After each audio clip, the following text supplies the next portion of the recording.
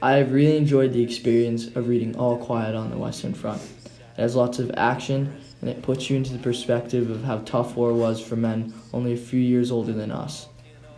My experience reading this book was like no other book I have ever read. It makes you picture the front line, the barbed wire, and the disgusting food that Germany can give to the soldiers. You feel for the boy that is still inside the protagonist, Paul. This book has deep meaning and strong themes expressed in each chapter. One big theme throughout the book is compassion. Paul went out of his way to help poor Russian prisoners who were suffering worse than him, or dying each day. He felt compassion for the poor Frenchmen he ended up stabbing when they were fighting. Paul felt the pain because he realized that Frenchman had a wife and had children. These descriptive scenes really engaged me when I was reading. Usually when I'm reading, I have a tough time focusing and paying attention to all the significant details in the book. But when they have very descriptive scenes, I can put myself in Paul's shoes. Sweetheart behind. In some loyal heart is your memory enshrined. And though you died back in All Quiet on the Western Front is an action-packed book on the horror of World War I. The book is based on an innocent teenager who was inspired to go to war by his nationalist teacher. He went with a group of his friends to war, and they realized war was as tough as shooting through bulletproof glass. Paul and his friends quickly made their way to the front lines. He was influenced by a general named Kaczynski. Paul was quickly put into hell they called war. He was 18 when he went to the front lines and joined the war. The book fast forwards a few years later when Germany is doing terribly in the war. Paul starts to become leaders to the young recruits that are sent to the front lines extremely fast. His compassion is shown when he supports recruits when they're getting bombed and helping recruit to hide when they're getting poison gas. After being in battle for a while, Paul comes home to visit his family. This chapter was one of the most important chapters in the book because his mindset changed. He came home to a very sick mom, and Paul had a hard time adjusting back to the normal world after the tough conditions in war. After spending a week home and going through the pain of talking to everybody about the tough conditions of war, he went back to training camp before being sent back to the front lines. His compassion is shown again when he helps out Russian soldiers by giving them provisions and tobacco. Paul is sent to the front line, where he was off and on at battle. Paul came face to face with a Frenchman and ended up having to stab him. Paul realized that this Frenchman had a wife and children. Paul felt terrible because he was different than a typical soldier with a black hole instead of a heart. As the end of war is unclear and more German soldiers start to die, Paul's friends start falling like dominoes. The final death was his friend Kat. Paul was surviving with none of his friends or schoolmates left. Paul ends up swallowing poison gas and dying peacefully in medical care. The greatest part about the book was the non-fairy tale ending. It tells the reader the tough reality of life. In some loyal heart is your memory enshrined. And though you died back in 1916, to that loyal heart you're forever 19. Or are you a stranger without even a name? Forever enshrined behind some old glass pane. In an old photograph, torn, tattered, and stained, and faded to yellow in a brown. Reading this book was like riding an old wooden and bumpy roller coaster. One chapter, Paul is on the fronts getting shelled by the French. In the next chapter, he's at home tending his sick mother in bed. While reading this book, I never ended up feeling bored or tired of reading it. The descriptive words and battle scenes in the book always wanted to make me read on. I loved how they showed the life of Paul out of battle. Paul visited his family, and it really helped me understand the similarities of Paul to modern day people.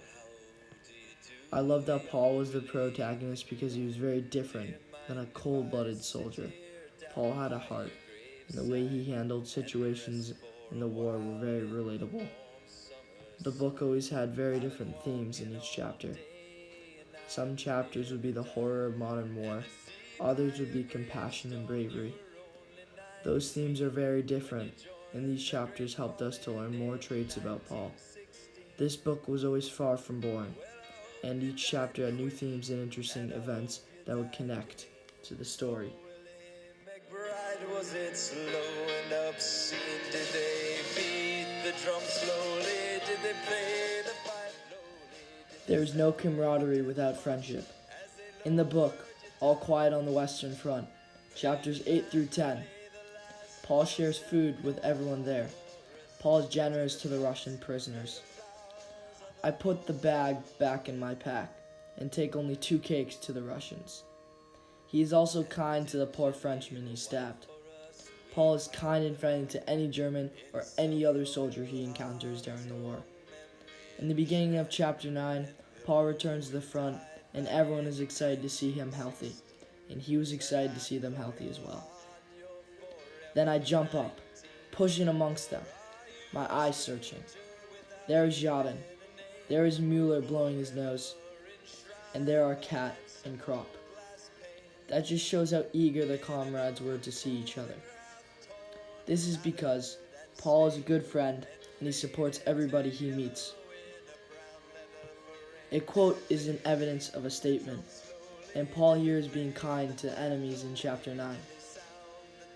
Most German men would treat them like peasants, but Paul treats them the way he would want to be treated. He noticed that he is close to the enemy without fighting them. He actually finds himself being nice to them and giving them food. It is strange to see these enemies of ours so close up. They have faces that make one think. Honest peasant faces, broad foreheads, broad noses, broad mouths, broad hands, and thick hair. They ought to be in threshing, reaping, and apple picking. They just look as kindly as our peasants in Friesland. Whether or not it's to enemies or his friends, he treats them with kindness and compassion. Whether or not he is fighting or in break, he treats everybody with kindness and compassion. Whether or not he's facing death or facing hunger, he gives people comfort and enemies food. Paul once said, "But it will be soon all right again back here with Kat and Albert. This is where I belong." Paul is a human, and he wants to be with his friends, and he feels good being nice to his enemies. Camaraderie can be a good thing in times like what Paul is going through, but the friendship in that camaraderie is what makes it that much better. Play the flowers of the forest. My takeaway from reading All Quiet on the Western Front is how tough war can be and how reality doesn't always end up with a rainbow. The book was about war and the toughness Paul Baumer had to go through and display in each chapter, but I believe it was a bunch of events leading up to the ending. Most books end up with a solution, but All Quiet on the Western Front ends with a hard shot to the heart. Paul and his young friends died from war. They all died a very painful death. This really topped off the book for me. All Quiet on the Western Front ending really made me think of reality because it doesn't end up like the fairy tales I read when I was younger. Besides the ending, the best part of the book is the different traits about Paul that are revealed throughout the book. Paul starts off like a typical soldier that fights, eats, and smokes tobacco. Throughout the book, we learn about the anxiety, compassion, and fear he faces when he faces the tough tasks of war. Paul might be very different than me, but through scenes in the book, I could really put myself in Paul's shoes. Erich Maria Remarque fought in the war, so he wanted us to feel for Paul, the tough times he had to go through. This book has helped me to understand how tough it is to serve, and how hard it is to face the reality instead of the happy ending. All Quiet on the Western Front is not to be taught. It is to be experienced. People recommended All Quiet on the Western Front to me, but I never really took it into consideration because I'm not the best of readers. Erich Maria Remarque did a great job putting you on the front lines and helping you understand the tough conditions of war. I could tell someone the important scenes and important chapters that really made the book come together. But what really made me like this book is closing my eyes and picturing the Western Front. The vocabulary in the book is so descriptive, and each word leads perfectly into the next. Also, All Quiet on the Western Front has the ending like no other book I have ever read. It's far from the happiest of endings, which makes the book all come together. A book about war should not end peacefully, and that's the first war book I have read that really faces the reality of war. I would recommend All Quiet on the Western Front for anybody who wants a book that speaks the truth about how tough war is and how war can end with sadness instead of peacefulness. This book is one of the best books I've ever read, and it's going to be a book I will always remember.